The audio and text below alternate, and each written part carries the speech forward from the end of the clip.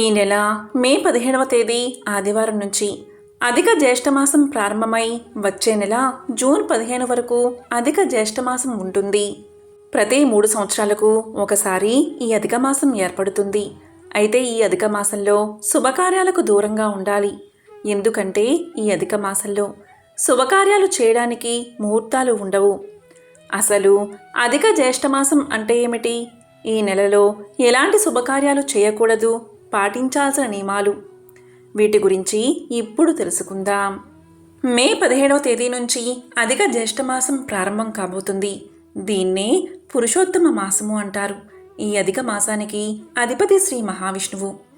ఎవరైతే విపరీతమైన అప్పుల సమస్యలు, డబ్బు సమస్యలతో బాధపడుతూ ఉన్నారో అలాంటి వారు ఈ అధిక మాసంలో లక్ష్మీ నరసింహస్వామిని ఎక్కువగా పూజించండి.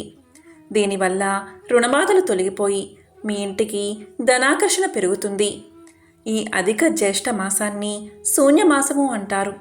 కాబట్టి ఈ నెలలో శుభకార్యాలు చేస్తే ఆ కార్యానికి గ్రహబలం ఉండదు. కాబట్టి ఈ అధిక మాసంలో అంటే మే 17 నుంచి జూన్ 15 వరకు శుభకార్యాలకు దూరంగా ఉండాలి. ముఖ్యంగా ఈ నెలలో వివాహాలు చేయకూడదు. అలా చేస్తే దంపతుల మధ్య కలహాలు, అశాంతి ఏర్పడే అవకాశం ఉంటుంది. అలాగే నూతన గృహప్రవేశాలు చేయకూడదు. ఈ నెలలో గృహప్రవేశాలు చేస్తే ఆర్థిక ఇబ్బందులు ఏర్పడతాయి. అలాగే కొత్తగా ఇల్లు కట్టుకునేవారు శంకుస్థాపన చేయకూడదు. అలా చేస్తే మాత్రం మీ ఇంటి నిర్మాణంలో ఆటంకాలు ఏర్పడే అవకాశం ఉంటుంది. కొత్తగా భూములు కొనుగోలు చేయడం, ఆస్తులు కొనుగోలు చేయడం చేయకూడదు. ఈ నెలలో కొత్తగా వ్యాపారాలు ప్రారంభించకూడదు. నూతన వ్యాపారాలు ప్రారంభిస్తే మీ వ్యాపారంలో లాభాల కన్నా నష్టాలు ఎక్కువగా వస్తాయి. అలాగే పిల్లలకు నామకరణ వేడుకలు, చెవులు కుట్టించడం చేయకూడదు. నిశ్చితార్థపు వేడుకలు, కొత్త వాహనాలు కొనడం అస్సలు చేయవద్దు. ముఖ్యంగా ఈ అధిక మాసంలో శుభకార్యాలకు ముహూర్తాలు పెట్టించకూడదు. ఈ అధిక మాసానికి శ్రీ మహావిష్ణువు అధిపతి కాబట్టి ఈ నెల రోజులు శ్రీ మహావిష్ణువును పూజించండి. కష్టాలు తొలగిపోతాయి. మీరు ప్రతిరోజు విష్ణుమూర్తిని పూజించకపోతే ప్రతిరోజు ఉదయాన్నే స్నానం చేసి మీ పూజా గది ముందు కూర్చుని ఓం నమో నారాయణాయ అనే మంత్రాన్ని 108 సార్లు జపించండి. ఈ మాసంలో మీకు వీలైతే సాయంత్రం పూట తులసికోటలో దీపం వెలిగించి తులసికోటకు 11 ప్రదక్షిణాలు చేసి నమస్కారం చేసుకోండి. దీనివల్ల ఆడవారికి దీర్ఘ సుమంగళ యోగం సిద్ధించి భర్త ఆదాయం పెరుగుతుంది. అధిక మాసంలో తప్పనిసరిగా 33 వత్తుల దీపదానం చేయండి. లేదా ఏదైనా విష్ణుమూర్తి దేవాలయంలో 33 వత్తులతో దీపాన్ని వెలిగించండి. ఇక సంతానం కోసం ఎదురు చూసే దంపతులు ఈ అధిక జ్యేష్ఠ మాసంలో సత్యనారాయణ వ్రతాన్ని చేస్తే సంతాన ప్రాప్తి కలుగుతుంది. కంటి వ్యాధులు, చర్మ సమస్యలతో ఇబ్బంది పడేవారు ఈ అధిక మాసంలో ప్రతిరోజు సూర్యారాధన చేయండి. సూర్య నమస్కారం చేసుకోండి. విశేషంగా ఈ అధిక మాసంలో తిరుపతి, భద్రాచలం వంటి వైష్ణవ దేవాలయాలకు వెళ్తే కోటి జన్మల పుణ్యఫలితం లభిస్తుంది. ఈ మాసంలో ఏది చేసినా చేయకపోయినా రావి చెట్టును మాత్రం ఖచ్చితంగా పూజించండి. రావి చెట్టులో త్రిమూర్తులు నివసిస్తారు కాబట్టి రావి చెట్టు కింద నువ్వుల నూనెతో దీపం వెలిగించి రావి చెట్టుకు 7 ప్రదక్షిణాలు చేస్తే మీ జాతకంలో ఉన్న దోషాలు తొలగిపోయి ధనలాభం కలిసి వస్తుంది. అదేవిధంగా గోవుకు అరటిపండు తినిపించడం లేదా పచ్చగడ్డిని ఆహారంగా పెడితే ముక్కోటి దేవతల ఆశీర్వాదం మీపై ఉంటుంది. ఈ అధిక జ్యేష్ఠ మాసంలో మాంసాహారానికి దూరంగా ఉంటే చాలా మంచిది. కొన్ని ప్రాంతాల్లో ఈ అధిక మాసంలో మునక్కాయ తినకూడదని నమ్మకం ఉంది. అయితే ఈ నెలలో తప్పనిసరిగా ఒక చిన్న దక్షిణావృత శంఖాన్ని తెచ్చుకుని మీ పూజాగదిలో పెట్టుకోండి. ఈ అధిక జ్యేష్ఠ మాసంలో దక్షిణావృత శంఖాన్ని మీ ఇంట్లో పెట్టుకుంటే ఆర్థికంగా బాగా అభివృద్ధి చెందుతారు. అలాగే ఇంట్లో తులసికోట లేనివారు కొత్తగా తులసికోట తెచ్చుకోండి. మీ ఇంటికి చాలా మంచిది. ఈ జ్యేష్ఠ మాసంలో లక్ష్మీ స్వరూపమైన తులసిని ఇంటికి తెచ్చుకుంటే మీ ఇంట్లో సుఖ సంతోషాలు పెరుగుతాయి. ఈ అధిక మాసంలో వచ్చే ప్రతి శనివారం నాడు లక్ష్మీనారాయణను తప్పనిసరిగా పూజించండి. ప్రతి శనివారం ఉదయాన్నే స్త్రీలు తలస్నానం చేసి విష్ణుమూర్తి, లక్ష్మీదేవి పటాలకు పసుపు కుంకుమ బొట్లు పెట్టి పసుపు రంగు పూలతో అలంకరించి పూజ చేయండి. విష్ణువుకు ప్రీతికరమైన తులసి దళాలతో అర్చన చెయ్యండి. అలాగే ఆవు నెయ్యి 2 ఒత్తులు వేసి దీపాన్ని వెలిగించండి. ఓం నమో భగవతే వాసుదేవాయ అనే మంత్రాన్ని 108 సార్లు జపించండి. పూజలో నైవేద్యంగా పాయసం లేదా అరటిపండు నివేదించండి.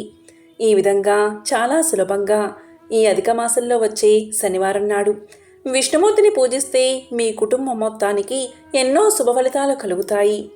ఈ అధిక మాసంలో ఉసిరి చెట్టును పూజించినా చాలా మంచిది.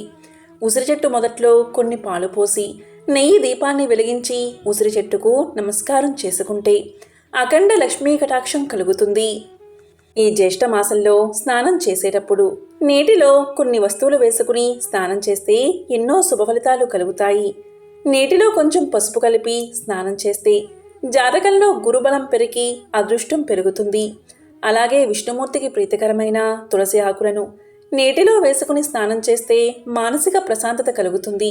అదేవిధంగా నల్ల నువ్వులను నీటిలో వేసుకుని స్నానం చేస్తే జాతకంలో ఉన్న శని ప్రభావం తగ్గి ఐశ్వర్యం కలిసి వస్తుంది. నీటిలో పచ్చ కర్పూరం కలిపి స్నానం చేస్తే లక్ష్మీ కటాక్షం లభిస్తుంది.